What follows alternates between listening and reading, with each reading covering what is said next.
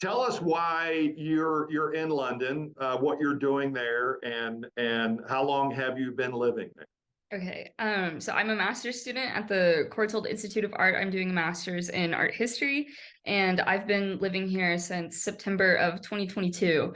My master's is a year-long program. So I was actually here when the Queen died as well. So I got to see the whole funeral process. So it's really interesting to be able to also see the city get ready for the coronation. It's a lot happier time, I guess, compared to the previous things. But yeah, so The town, where you came from, obviously, I don't want to call it a small town, but it it's is. it's a small town. How do you compare that to where you are now and the different lifestyles, and have you been able to adapt to that? Yeah, so I mean, I definitely came from a really small town. I grew up mostly in Poteau, Oklahoma, and then kind of moved over to Fort Smith. And Fort Smith was a lot bigger for me. So London is massive, but it is really cool because London is really not separated. I mean, it's very community based in a way that there's so many different neighborhoods in London, and there's so many different things to do within each of those neighborhoods that it is really interesting. You kind of get to find your own community through where you live. I mean, I live, like 4 minutes from my grocery store and then my movie theater, whatever, blah, blah, blah. But I have a lot of other friends that live either in like North or West London or even East London, and they have completely different places that they go to for those types of things. But you all kind of join together and are able to, get around it. London does have the best public transportation. I'm pretty sure it's rated like best in the world, and it's awesome.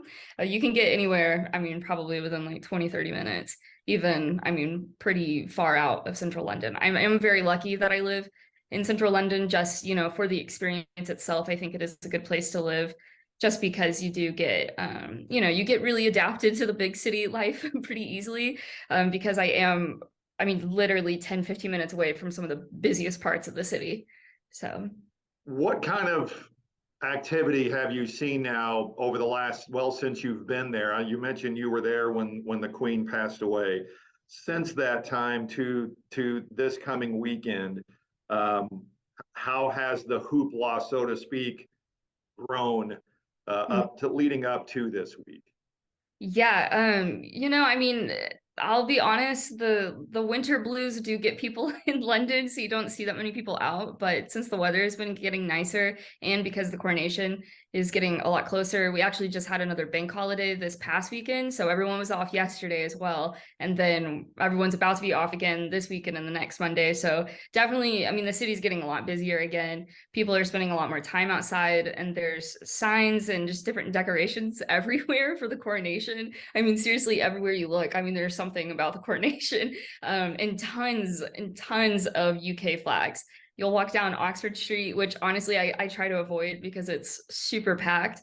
But I mean, seriously, there are these giant UK flags everywhere, and they're all for the coronation. And then most of the local pubs, which are everywhere, they're screening the coronation, or they're doing some sort of special like deal for pints and stuff. I mean, that's probably where I'll be on coronation day, watching the coronation there with some of my friends. But yeah, you can tell people are just really, I think a lot of it also has to do with the weather, but people are getting excited to kind of, have the time off and then also just be able to spend it doing something. I mean, pub culture is huge, so everyone is usually at the pub or like at the park. So yeah. Do you see a lot of merchandise around the area? Yes. Yeah, if you there's this place called John Lewis and Partners. They're one of the like the official places you can buy like all the coronation stuff. And so they have tons of things everywhere. And then again, being in central London, I am around a lot of the different like tourist shops and stuff. You just see them on the streets, and I mean, it's just packed with like random coronation things in there, just anything relating to the royal family. I feel like even more than usual. And then even I actually passed by like a flower shop today, and they had this, it was very beautifully done. They had this whole thing painted on the door for the coronation of King Charles. So yeah. Do you get a chance to watch any TV? And I wonder how much coverage, this is that they're giving to all this. I mean, honestly, I use a VPN to watch stuff from like America. So I mean, I don't really watch a lot of stuff here, but if you look, I mean, anywhere on Instagram, I mean, there's a lot of coverage. Like with BBC or anything on like their news source or any type of thing like that. So definitely people are getting ready. And then if you follow any like London accounts, they all have different events happening for the coronation this weekend. So people, I mean, people are definitely talking about it or getting ready for whatever type of event it is. It's just different. You don't really hear it on the streets necessarily. It's more just looking at it online and seeing. I know somewhere in Mayfair is doing a ton of coronation week and things. I think they're literally doing the entire weekend of just different events that leading up to it. And so that is, it's cool to see that for sure. Just how people kind of, it's like a huge holiday kind of.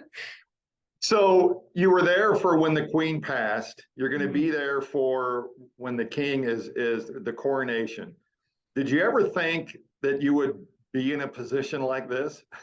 No, I mean, honestly, I was just talking to my mom about this. I think it's wild that within the past year, I've seen, actually, I just thought about this too. I came in July last year to look at places to live, and I was actually here for the very end of the Jubilee. So I've seen the Jubilee and then the funeral processions, and now I'll see the coronation. And this is something I never thought I would see. I mean, it's a lot of history in a year. A lot of my English friends as well even talk about how, I mean, this is crazy because most people have never seen both of those things in their lives. So I think people are definitely kind of, you know, trying to figure it out the same way that I am.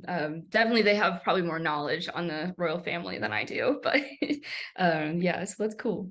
Yeah. What do you think you'll remember about your stay there? Not just with what's happening, what happened with the Queen, but and with the coronation, but everything that's kind of surrounds that and your stay there. Definitely just, I mean, I think the culture in general is really cool to be around and just being in a very different, you know, lifestyle. It's especially because I do walk most places, and if I can't walk somewhere, I just take public transport. And being from somewhere that is extremely car dependent, I think that's just like a massive thing for me, that you are able to, I mean, you can do anything in the city that you want, and there's so many free things to do, and there's just so much to do in general. And I think that's something I'll really take away is that I mean, there's just always something to do in London, and you can really find something for everyone. I mean, there's plenty of things that, I mean, again, I'm like an art person, so I mean, I go to art exhibitions all the time, and I feel really fortunate for that because coming from somewhere that doesn't have necessarily the biggest art outreach, but we are really fortunate to have Crystal Bridges. I'm the biggest advocate for that. But it is really cool to be able to see, you know, all these different free opportunities, especially because the national museums in England are free to the public to enter. So I mean, you just literally walk in, and I'll go. I went to the Design Museum today, actually, but I mean, the National Gallery is like right at your doorstep, the Victoria and Albert Museum. And I just think having the opportunity to experience culture and, again, just the numerous opportunities that you have for anything that you want to do is definitely the biggest takeaway, which is super cool to be able So to. what are your plans for Saturday?